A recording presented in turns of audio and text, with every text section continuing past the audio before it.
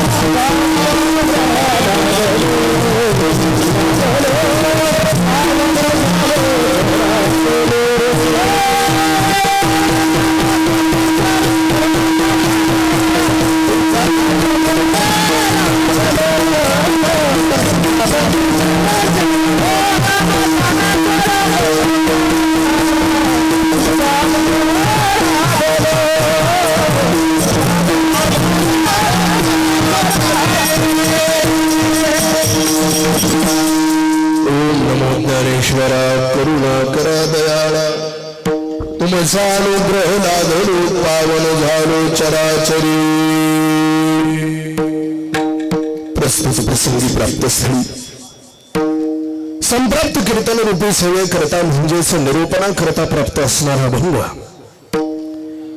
श्रीमंत श्री जगद्गुरु तुकोबारा यांचा चार चरणाचा अतिशय उत्कृष्ट असा अत्यंत प्रसिद्ध असणारा अत्यंत महत्वाचा संतपद प्रकरणातील अभंग असून या अभंगाद्वारा जगद्गुरु तुकोबाराय वैष्णवाचं लक्षण सांगतात।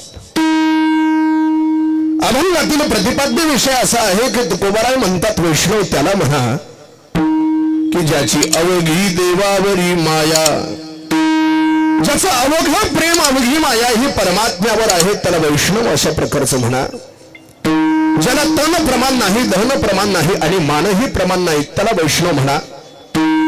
दुसरं एक वैष्णवाचं लक्षण सांगितलं ते म्हणजे असं की याच्यावर केवढंही मोठं संकट येऊन कोसळलं तरीही तो त्याचा नेम चुकू देत नाही। मग भले तो कोणत्या जातीमध्ये जन्माला आलेला असे ना त्याला फक्त देवच आवडतो त्याला तुकोबाराय वैष्णव अशा प्रकारचं म्हणतात। विडाला विठ्ठल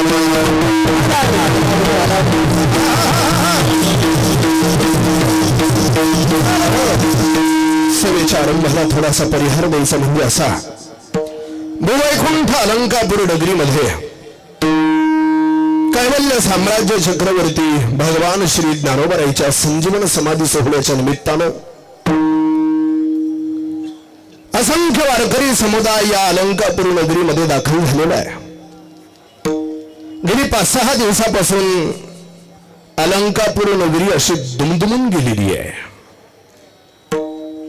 तथा इकडे सिद्धपीठच्या परिसरामध्ये वास्तव्याला असणारी ही बरीचशा परंपरा फड परंपरा असतील, देहूकराचा फड असेल, ठाकूरबुवाचा फड असेल, तथा या ठिकाणी संपन्न होत असणारा उत्सव ते म्हणजे आमचे हरिभक्तीपरायण भागवताचार्य पुरुषोत्तमजी महाराज देशमुख झाडगावकर यांच्या मार्गदर्शनातून अध्यक्षतेखाली हा उत्सव या ठिकाणी प्रतिवर्षाप्रमाणे याही वर्षी संपन्न होतोय। तसेच या उत्सवामध्ये नवीन उपक्रम तो म्हणजे पाठीमागे लिहिलेलंच आहे आणि आपण सर्वजण गेली 5-6 दिवस तो श्रवणही करत आलेला आहात। त्याचं नाव म्हणजे सखा माझा ज्ञानेश्वर। हा नवीन प्रयोग हरिभक्तीपरायण पुरुषोत्तम महाराज यांचे चिरंजीव वैष्णवजी महाराज देशमुख यांच्याकडून हा नवीन प्रयोग होत आहे। आता हा इथं जो प्रयोग केला हा पहिलाच प्रयोग आहे। ज्ञानोबारायांचं चरित्र असेल, इथून पुढे हा प्रयोग महाराष्ट्रभर करण्याची प्रेरणा आणि उमेद त्यांना ज्ञानोबारायांकडून प्राप्त हो अशा प्रकारची सदिच्छा व्यक्त करतो। खूप छान अशा पद्धतीचं हे नियोजन, साऊंड सिस्टीम असेल, गायनाचार्य असतील, मृदंगाचार्य असतील, ठाकूरबाच्या परिसरातील ठाकूरबाच्या परंपरेवरती नितांत प्रेम आणि श्रद्धा असणारी ही सर्व वारकरी मंडळी आपल्या सर्वांच्या सहकार्यानं भगवान परमात्मा जशी बुद्धी देतील त्याप्रमाणे 2 शब्द बोलण्याचा प्रयत्न आहे। विठाला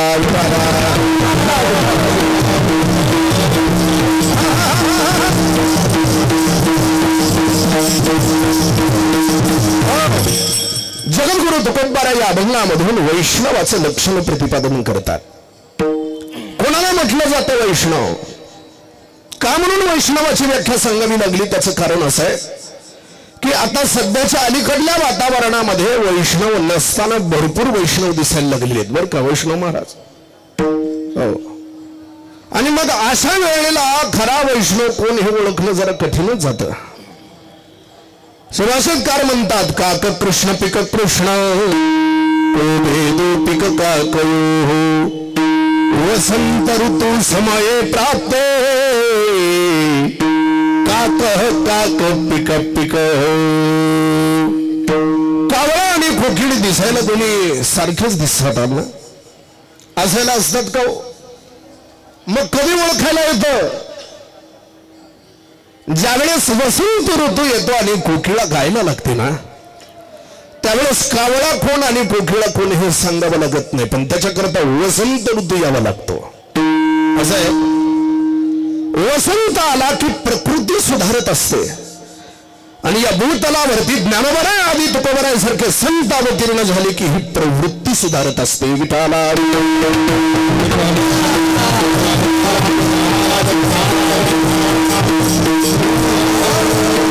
दिसताना सारखंच दिसायला लागतं, पण त्याच्यातला खरेपणा आपल्याला ओळखू येत नाही। दोन्ही दिसती सारखी वर्म जाणे तो पारखी एक ध्याने करीती जप एक बैसोनी घेते झोप। अशा वेळेला मग काय करावं लागतं? जे प्युअर नसतात ना ते प्युअर असल्यासारखे दिसायला लागतात, म्हणून आपला माथा कुठेही टेकला जातो। कबीर महाराज उदाहरण देऊन सांगतात, 2 पक्षाच्या तुलना केलेल्या आहेत कबीर महाराजांना। कावळा आणि दुसरा बगळा आहे।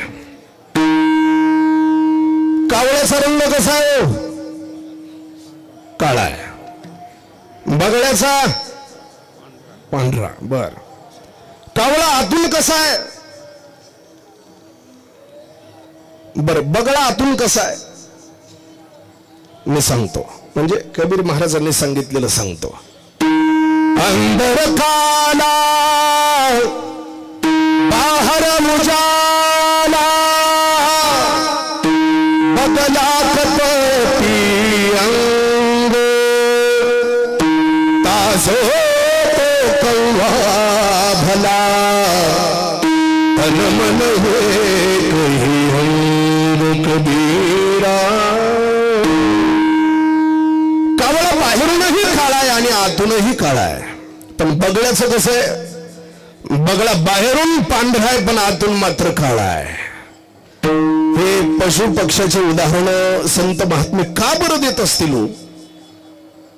अरे समाजामध्ये अशा प्रकारचे वर्ग आपल्याला पाहण्याकरता भेटतात.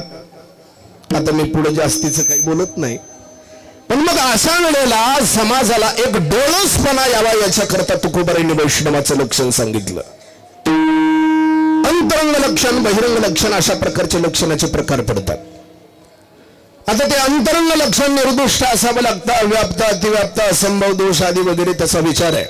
मी काही तिकडे जात नाही. आपण सुज्ञ मंडळी आहात, तथा अलंकापूर नगरी मधले आहात, पाठ ऐकणारे आहात, त्याच्यामुळे आणखीन कशाला सांगू ते. बर, बहिरंग लक्षण म्हणजे काय? गळ्यामध्ये पवित्र अशा प्रकारची तुळशीची माळ असावी, कपाळाला गोपीचंदनाचा टिळा असावा. महाराज वर्णन करतात, गोपीचंदनामुठी तुळशीच्या माळा.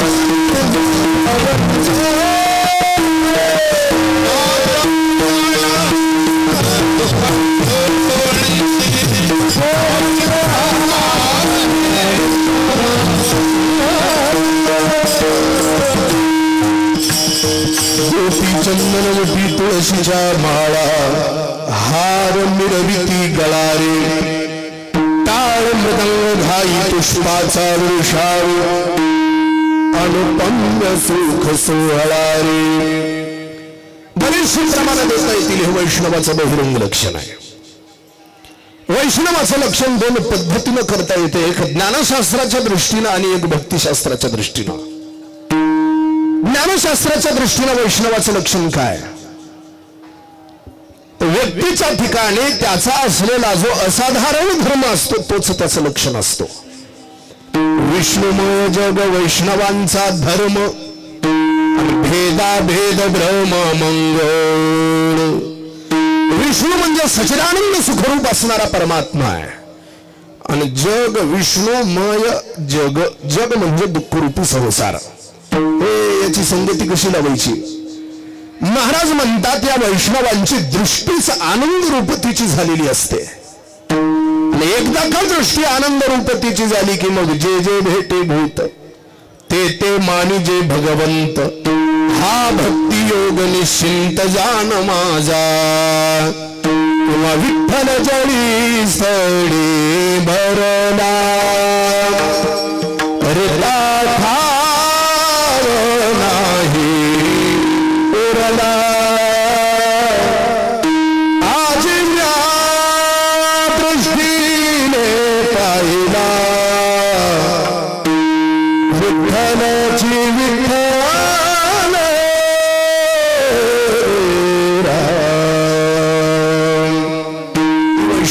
स्थिती आहे. ज्ञानशास्त्राच्या दृष्टीने वैष्णवाचं लक्षण. आणखी काय सांगता येतं? सर्वात्मक पण माझे हिरोनी तू कोण. किंवा नाथ महाराज त्याचं वर्णन करत असताना सांगतात, जग पाहता दिसे विषम,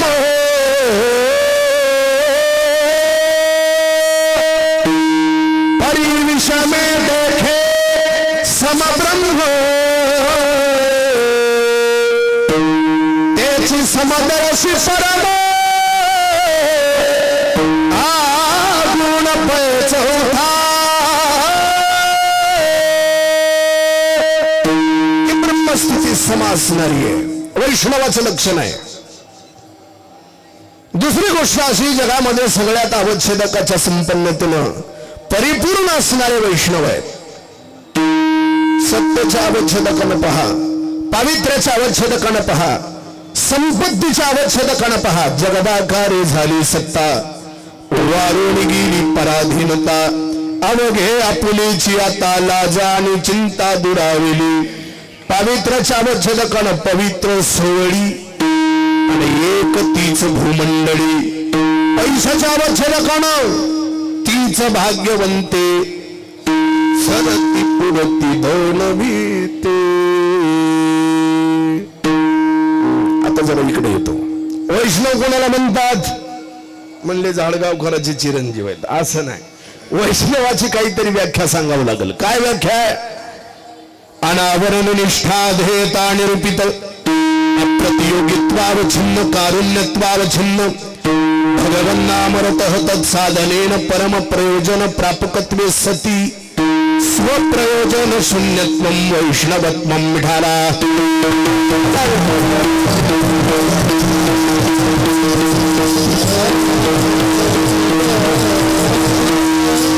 बऱ्याचशा वैष्णवांच्या व्याख्या सांगितल्या जातात. वैष्णव पैशानं मोठेत ना, मोठे नाहीत का? अरे वैष्णवाने इतका पैसा कोणाजवळ आहे महाराज? मी व्यावहारिक श्रीमंतीची गोष्टच करत नाही, तर पारमार्थिक श्रीमंती. हे ऐश्वर्य परमार्थातलं आहे. भक्ती ही यस्य ऐश्वर्य हा सहा भक्तैश्वर्य हा असे असणारी वैष्णव आहे. आणि त्या वैष्णवामध्ये काही प्रकार पडतात. बरेचसे आहेत वैष्णव, काही जण नामच घेत नाहीत, असे काही वैष्णव आहेत. आपण कशाला वाईट म्हणायचं त्यांना? काही जण आठवण होईल तसं परमात्म्याचं नामस्मरण घेतात, म्हणजे जांभाळी आली राम राम राम राम म्हणणार, अशा प्रकारातली काही वैष्णव आहेत. काही वैष्णव असे आहेत स्वतः नामस्मरण करत राहतात. निमिषार्ध त्रुटी नवक्षण जेन सोडिती हरिचरण, वैष्णवा माझी अग्रगण्य राया तेजा उत्तम भक्त. असे काही वैष्णव आहेत. काही वैष्णव असे जे स्वतः नामस्मरण करतात, सानिध्यात येणाऱ्या सजीवांना नामस्मरण करण्याकरता प्रवृत्त करतात. यांचं वर्णन श्रीमद भागवत पुराणामध्ये आलेलं आहे. भागवत असं सांगतं, ते सभाग्या नरेशेषो कृतार्था नृपनिश्चितमो स्मरयन्ति ये स्मारयन्ति हरे नाम कलयुगे. अशा प्रकारातले काही वैष्णव आहेत. आता हे वैष्णवाचे प्रकार खूप प्रकार करता येण्यासारखे. सजीवच नामस्मरण करतात, यात काही वाद नाही. निर्जीव सुद्धा नामस्मरण करतात. संतांच्या संगतीचा, वैष्णवाच्या संगतीचा परिणाम असा, पशुचा सुद्धा बुद्धार होऊन जातो महाराज. मी ज्या दिव्य परंपरेमध्ये जन्माला आलो ती म्हणजे ठाकूरवाची वैभवशाली आणि दैदिप्यमान असणारी अशी परंपरा आहे. या परंपरेमध्ये जेवढे काही महात्म्य होऊन गेले त्या सगळ्यांनाच परमात्म्याचा साक्षात्कार आहे. वैकुंठवासी मारुतराव महाराज दस्तापूरकर असतील, वैकुंठवासी मोतीराम महाराज फळेकर असतील, वैकुंठवासी रंगनाथ गुरुजी परभणीकर असतील, यांच्यासारखी बडी बडी रत्न ज्या तालमीत तयार झाली ती तालीम म्हणजे ठाकूरवाची तालीम आहे. आणि मी सांगत होतो आपल्याला, वैष्णवाच्या संगतीचा परिणाम पशुचा उद्धार होतो. माझ्या पंजोबाचा घोडा एकादशी करायचा. मी 2 पायाच्या घोड्याबद्दल बोलत नाही, 4 पायाचा. त्याचं नाव होतं श्यामकर्ण. पूर्वीच्या काळामध्ये पंचांग कॅलेंडर तेवढे काही उपलब्ध नसायचे आणि मग 2 एकादशी आल्या की प्रश्न उद्भवायचा. त्यावेळेस काही मंडळी महाराजांजवळ आली, महाराजांना विचारायला लागली, महाराज आपली एकादशी कोणती आहे? महाराजांनी सांगितलं, म्हटले जा घोड्याजवळ, घोडाला विचारा ते सांगतो. घोडा कसं बोलल? अरे म्हटले त्याच्या समोर हरभऱ्याचं टोपलं ठेवा. जर घोड्यानं हरभऱ्याला तोंड लावलं तर उद्याची एकादशी आहे, आणि जर तोंड नाही लावलं तर आजची एकादशी. आमच्या परंपरेमध्ये अशी ओवी म्हटल्या जाते, आमचे घोड्यासी हरभरा तुम्ही द्यावा तो बरा, खाल्ला तर उदयी करा, नाही तरी आजीची दरा एकादशी. मला सांगायचं काय, वैष्णवाच्या संगतीमध्ये पशुचा सुद्धा उद्धार होऊन जातो. आमच्या ज्ञानोबाराच्या संगतीत रेड्याचा उद्धार झाला महाराज. रेड्या मुखी वेद बोलविला,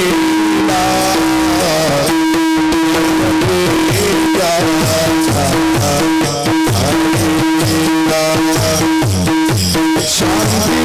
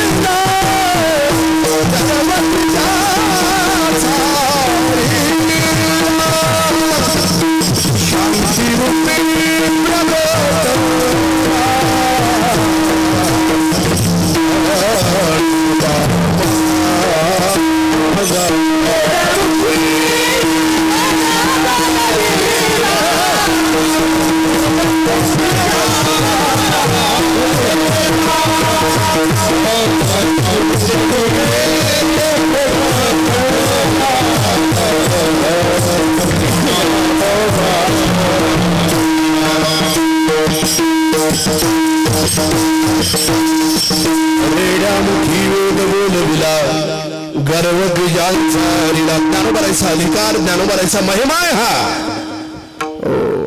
स्वतः भगवान परमात्मा ज्ञानोबाराचा पथा अलंकापूरचा महिमा सांगतात. रुक्मिणी मातेला ऐसे दोन्ही पांडुरंगी समस्तासी वस्त्रे दिव्यांगी देवनी भूषणे आणेगे रत्नमुक्ता फळे अलंकार रत्नमुक्ता फळे अलंकार.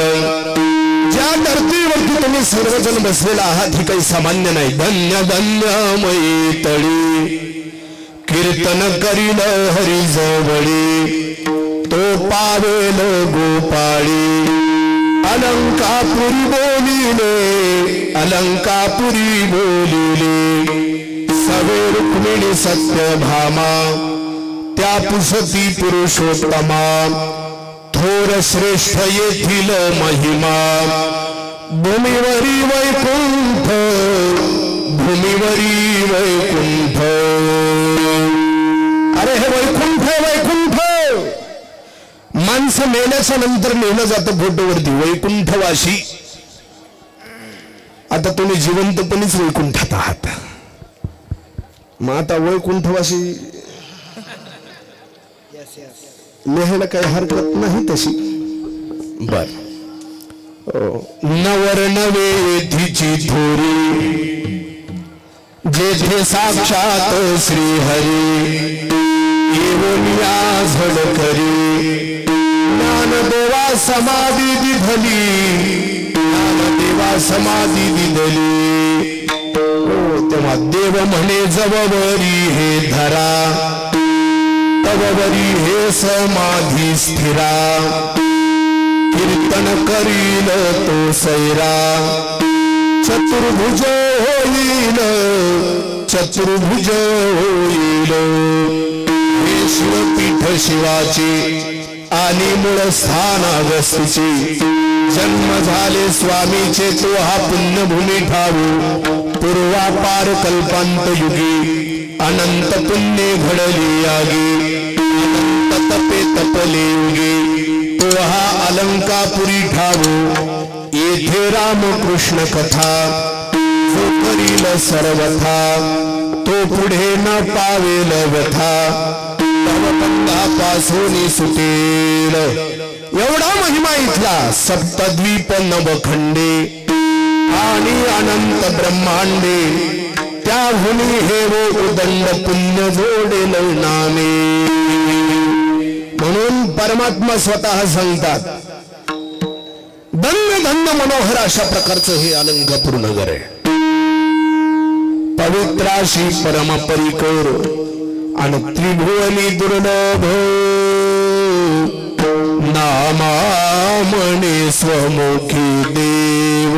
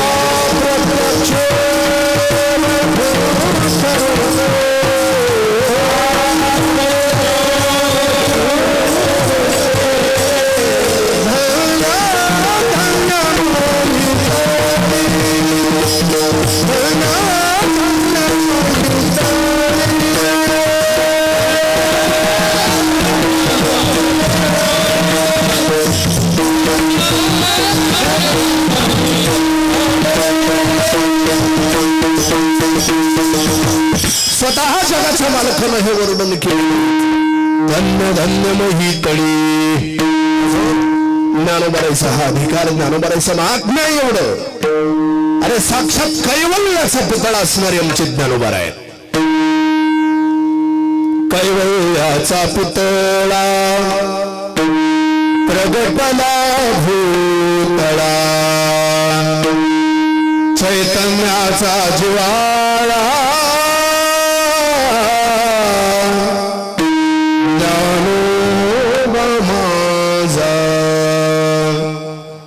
साधकाचा माय बाप दर्शन हरी ताप सर्वाभूती सुख रूप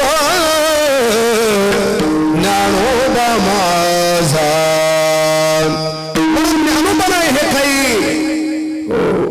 वैष्णव मोठा विठ्ठल नामे मुक्त पीठा ज्ञानदान घडे श्रेष्ठा वैकुंठ वाटा संत गेले तथा अरे ज्ञानोबारांच्या या नामाचा जप जरी केला नसता तरी सुद्धा तुम्हाला मोक्षाची प्राप्ती आहे नाथ महाराज वर्णन करतात चारही भावंडाची नाव आहेत निवृत्ती ज्ञानदेव सोपान आणि मुक्ताबाई पहा एक एक पहा बरं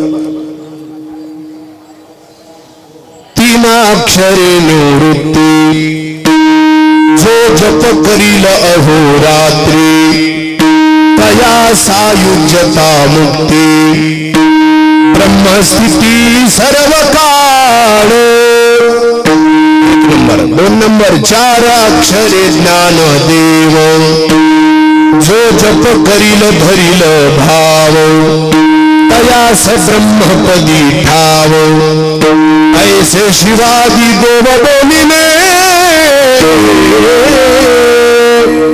आता सोपान महाराज किती अक्षर आहेत सोपान ही 3 अक्षरे जो जप करील निर्धारे तयास ब्रह्म साक्षात्कारे होय सत्व जानी जे आता मुक्ता यायचं किती अक्षर आहेत मुक्ताबाई चतुर्विधा जो जप करील सदा तो जाईल मोक्षपदा सायुज्य संपदा पावले चारही भावंडांची चारही नावांच्या अक्षरांचा जप जर केला एवढी सगळी फलश्रुती आपल्याला प्राप्त होण्यासारखी आहे. काही जण म्हणतील महाराज फलश्रुती ठीक आहे मोक्ष वगैरे असू द्या म्हटले. आता वेदांत पाठ ऐकणारे सुद्धा म्हणायला लागले तर आम्हाला मोक्ष नको. मिळाला नाही अजून पण कसं होतं मोक्ष नको मोक्ष नको संतांचं म्हणणं ऐकून आपलीच प्रवृत्ती अशी होती आम्हाला सुद्धा मोक्ष नको. मग काय पाहिजे नाही म्हणल्या भक्तीचा आनंद पाहिजे आम्हाला ज्ञानोबरांची भेट पाहिजे. ज्ञानोबरा प्रत्यक्ष भेट देण्याकरता आपल्याला तयार होतात. याच्या करता नाथ महाराजाचं प्रमाण देतो मी आपल्याला. आतापर्यंत जी काही चारही भावंडांची चारही नामाचा जप मी आपल्याला सांगितला ना तो एक पद्धतीनं करायचा म्हणजे निवृत्ती ज्ञानदेव सोपान मुक्ताबाई एवढा जर जप आपण केला तर ही किती अक्षर होतात सगळी किती निवृत्ती ज्ञानदेव सोपान मुक्ताबाई किती झाले 40 ऐसी 14 अक्षर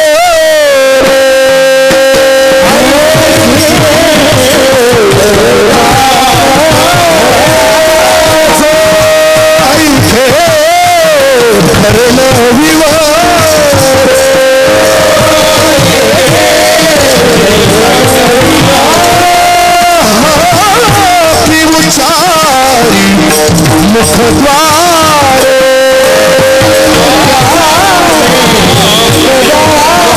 कयासे ज्ञानेश्वर प्रत्यक्ष भेटे ज्ञानेश्वर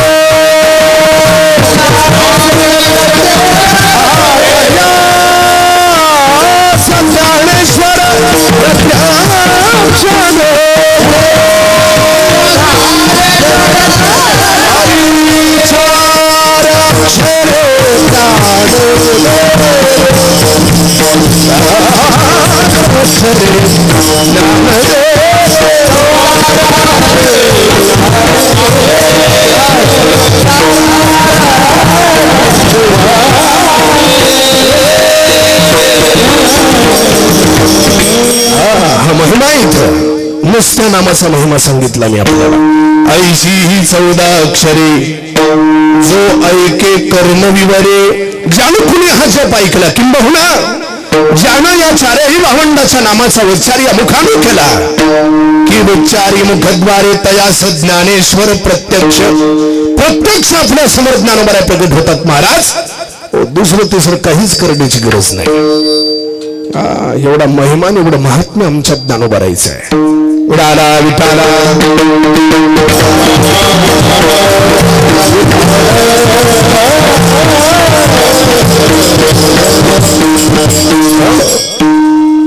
एवढंच नाही जनातल्या जनाचा सुद्धा उद्धार आमच्या ज्ञानोबराय करतात. मी बोलून गेलो आपल्याला रेड्यामुखी वेद बोलविला जड मोड उद्धरिले रेड्यामुखी वेद बोलविले. भरपूर विषय तसा ज्ञानोबराचं चरित्र काही या वैखरीनं किती जरी सांगितलं तरी पूर्ण होण्यासारखं नाही. कारण ती ज्ञानराज माझी योग्याची माऊली जेने निगमवल्ली प्रगट केली. तिचं वर्णन करत असताना मुक्ताबाई महाराज सांगतात योगी पावन मनाचा योगी पावन मनाचा बरोबर आहे का साहे अपराध जनाचा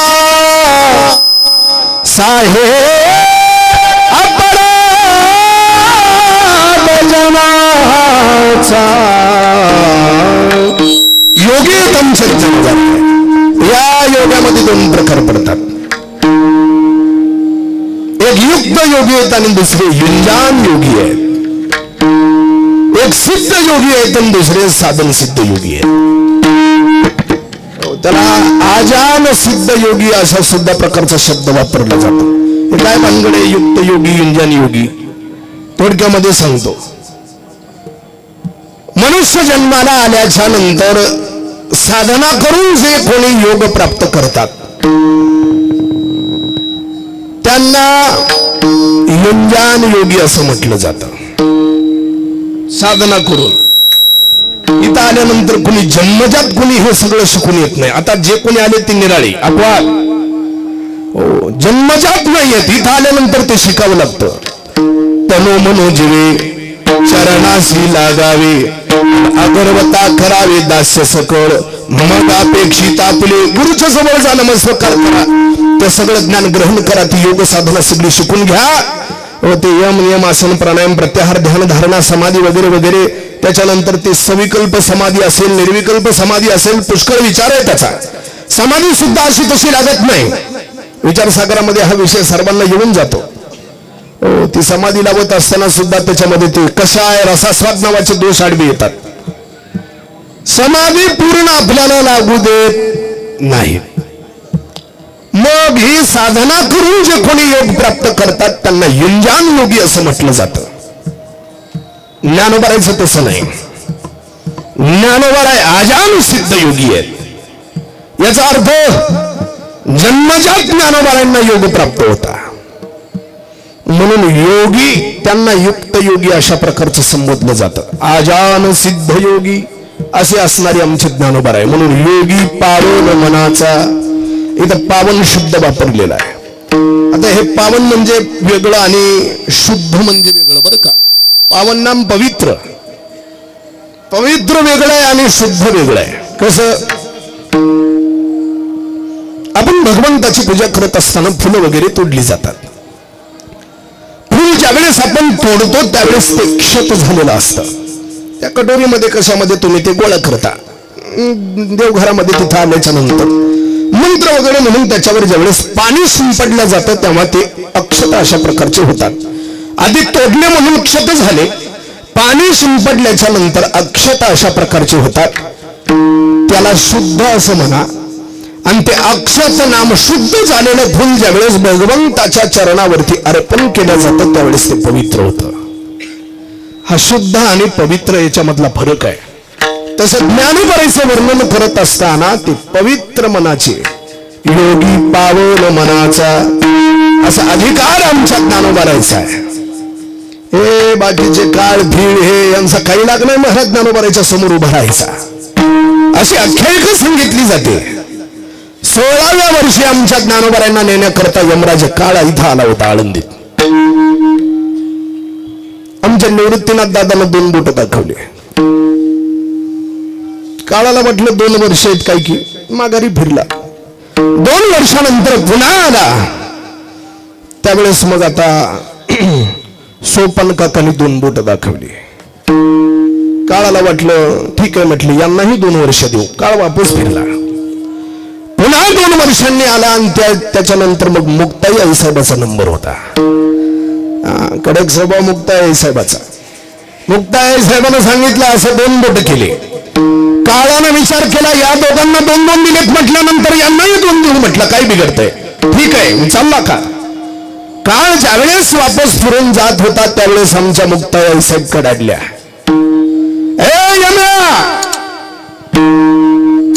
काळ घाबरला. काय झालं आई साहेब, काही चुकलं का. अरे तुझ्या बुद्धीत फरक झालेला दिसतोय म्हटल्या. 2 बोट याचा अर्थ 2 वर्ष नव्हे रे. जोपर्यंत चंद्र आणि सूर्य उगवतात आणि मावळतात तोपर्यंत माझ्या ज्ञानदाताला नेण्याकरता इथं यायचं नाही. त्यावेळेस पासून काळ जो अलंकापूर नगरीमधून गेला तो आज तागायतपर्यंत इथं पुन्हा काळाची हिंमत नाही पाय टाकायची. महाराज तुका म्हणे काळे काळे केले तोंड आणि प्रकाश अभंड देखून या. कसं काळाची काही चलत नाही यांच्या समोर. त्याचं कारण आहे नळोबारा एके ठिकाणी सांगतात येता जाता नेलो काळाचा डबरा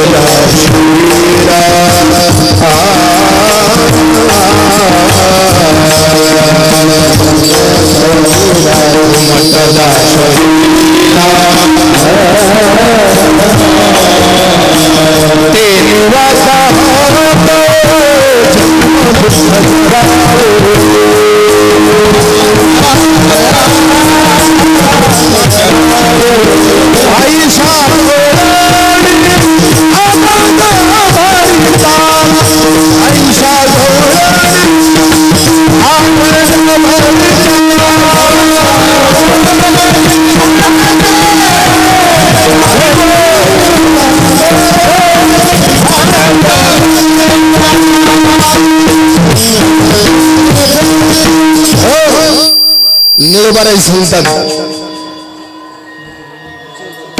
येता जाता नेलो काळाचा डबरा देखता सन्मुख तो पळतो से माघारा कारण रंग श्रीरंगाचा उमटला शरीरा तेने वाकात जन्म दुःख जरावो शादोळणी आनंद बोरिता हा ज्ञानोबरायचा अधिकार काळाचं काही चालत नाही संताच्या पुढे काळ गुलाम सलाम करी अंतुक या घरी काळ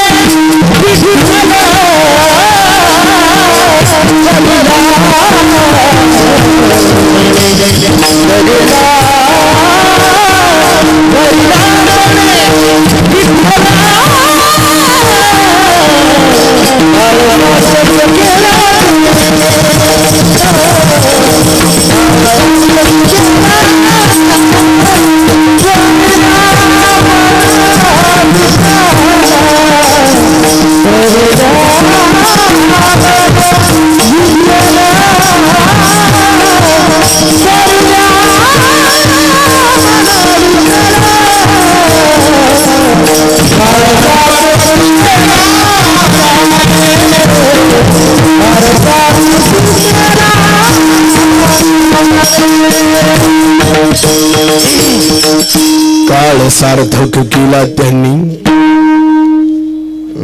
धरिला मनी विठ्ठल अंतःकरणामध्ये त्या जगाच्या मालकाला धारण केल्यामुळं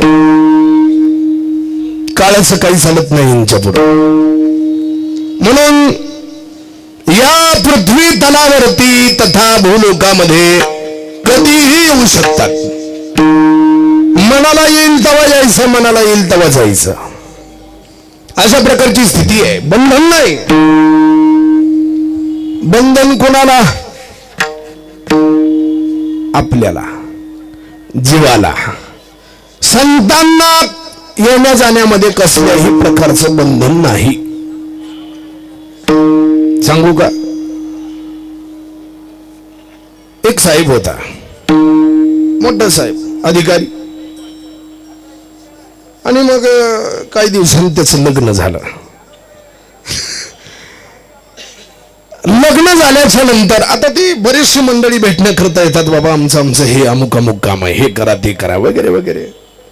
आणि मग ती भेटायला येण्याकरता बाहेर एक पाटी लावलेली असते. काय लिहिलेलं असते त्याच्यावर वैभवजी? परवानगी शिवाय आत यायचं नाही, अशा प्रकारची पाटी असते की नाही? आता ही पाटी कुणा करताय? समजा त्याची बायको बाहेर गेली बाजारात, बाजारातून सगळा बाजार करून घरी आल्याच्या नंतर तिनं ती पाटी वाचली, परवानगी शिवाय आत यायचं नाही, थांबली तिथंच बिचारी बाहेर. तिच्या करताय का ते? का नाही? का नाही तिच्या करता? अरे कारण त्याची बायको ना ती, जो अधिकारी आहे तोच तिच्या हातात आलेला असल्यामुळं काय तिला बंधन नाही ना त्याचं. ते कधीही येऊ शकते आणि कधीही जाऊ शकते. तसं संत महात्म्याचे, या संत महात्म्यांना ही परवानगी शिवाय आत यायचं नाही, ही पाटी लागू पडत नाही. कधीही येऊ शकतात आणि कधी जाऊ शकतात. का? कारण या साधू संतानं परमात्मा रूपी पुरुषाशी लग्न केलेलं आहे. वरील सावळे परब्रह्म, वरीले सावळे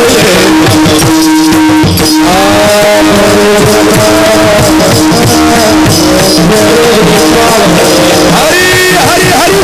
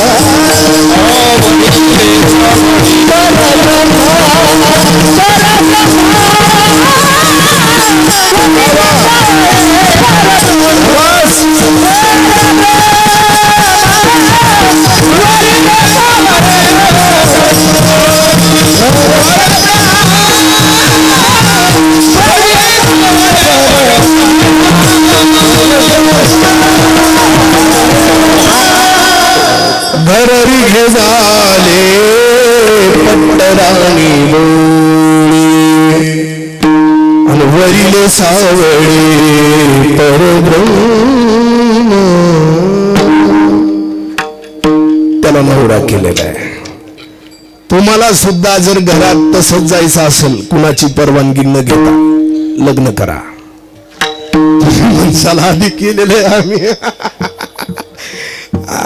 लग्न कुणाबरोबर करायचं? परमात्मा सोबत करायचंय. कारण आपण अरे आम्ही माणसं आहेत म्हणताल तुम्ही, माणसानं लग्न हो. जीवरूपी स्त्रिया आहेत आपण, जीवरूपी स्त्रिया. जगामध्ये पुरुष फक्त एकच आहे, त्याचं नाव परमात्मा.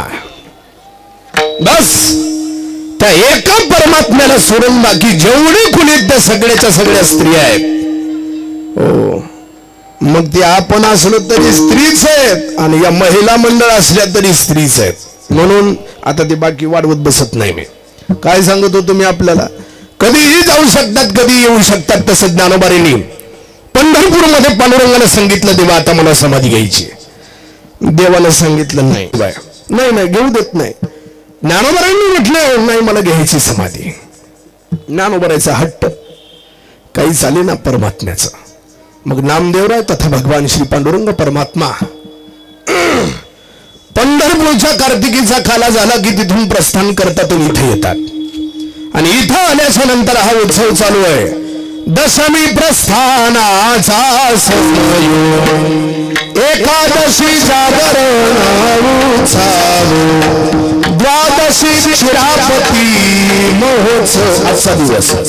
या ज्ञानदेवासी केला त्रयोदशी तशी म्हणे पांडुरंग उद्या काही न करी गाऊ भेद अलंकापुरी समाधी प्रसंग करी करी लवलाया. आणि मग ज्ञानोबरायांना समाधी देण्याकरता भगवान पंढरीश परमात्मा तथा नामदेवराय कैवल्य साम्राज्य चक्रवर्ती भगवान श्री ज्ञानोबरायला समाधी देतात. आणि मग ते देतानाच तो ती अवस्था हो तो काळ हो हे लावून टाकणार आहे महाराज. कारण निवृत्तीने बाहेर आले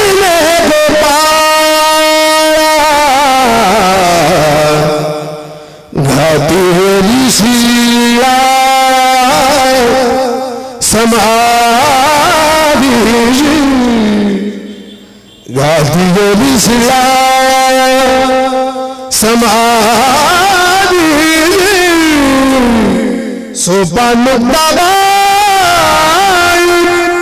सांगती शरीरा म्हणती धरा धरा निवृत्तीशी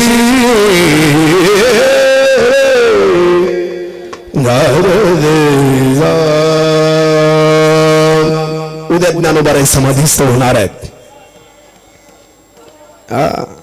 आता ज्ञानोबरायांनी समाधी घेतल्याच्या नंतर संपलं का सगळं? नाहीत का आता ज्ञानोबराय? ज्ञानोबरायनं जी समाधी घेतली ती संजीवन समाधी आहे. आजही ज्ञानोबराय तिथे भजन करत बसलेले आहेत. कुणीही जाऊन ज्ञानोबरायच्या समाधीला कान लावावा. आता राम कृष्ण हरी जय जय राम कृष्ण हरी हो असा आवाज ऐकू आल्याशिवाय राहणार नाही. पण ऐकणारा दगड नकोय. नीट ऐका, ऐकणारा दगड नकोय.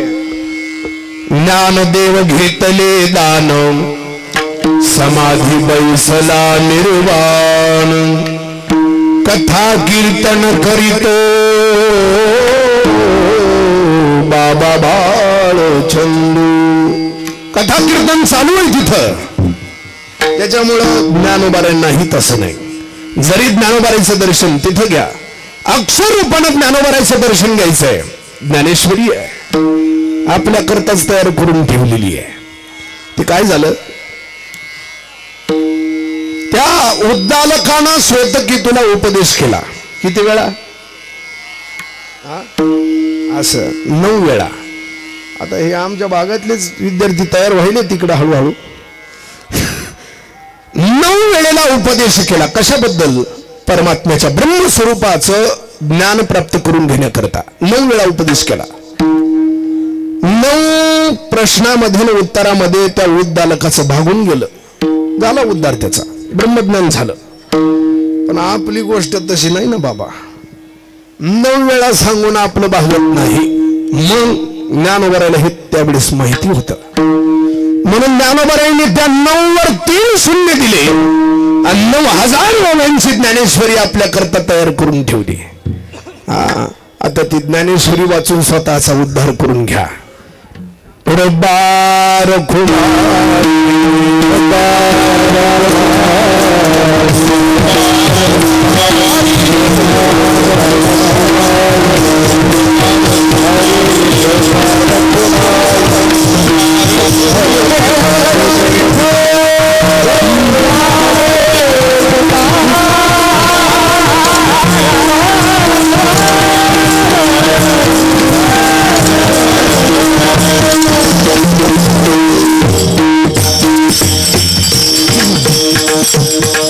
खरंच महाराज आळंदीमध्ये कर्मत आहे का नाही? मग राहता का इथंच आता? ते तर लय अवघड म्हणाव. कधी एकदा समाधी सोहळा होतोय म्हणून वाट बघायलो म्हणावं आम्ही. करून तो महाराज इथं का? अरे आपल्यासारख्या जीवांनाच इथं करमत, याच्यात काय नवलंय? जगाच्या मालकाला सुद्धा इथल्याशिवाय दुसरीकडे कुठं करमत नाही महाराज. म्हणून देवाला एकदा टेन्शन झालं, ते सुधरत नव्हतं. आपल्यालाही होतं ना तसं. म्हणून नामदेवरायांना विचारलं, नामदेवराय कस तरीच व्हायले म्हणले, कसकीच कसं? नामदेव रायनं परमात्म्याच्या हाताला धरलं निकडं आणलं. नामा म्हणे देवा चला तया ठाया विश्रांती घ्यावया कल्पवर विश्रांती घ्यावया कल्पवर विश्रांती घ्यावया कल्पवरी विश्रांती घ्यावया कल्पवरी अशी विश्रांती. म्हणून सगळ्या जीवांना विश्रांतीचं स्थान तथा परमात्म्याला विश्रांतीचं स्थान हे अलंकापूर आहे. म्हणून वैष्णव तो जया अवधी देवावरी माया नाही अनेक प्रमाण तन धन तृण जन पडता जड भारी नेमान तळेची निर्धारी तुका म्हणे याती हो का तयाची बलती नाही अनेक प्रमाण तन धन तृण जन दानेश्वर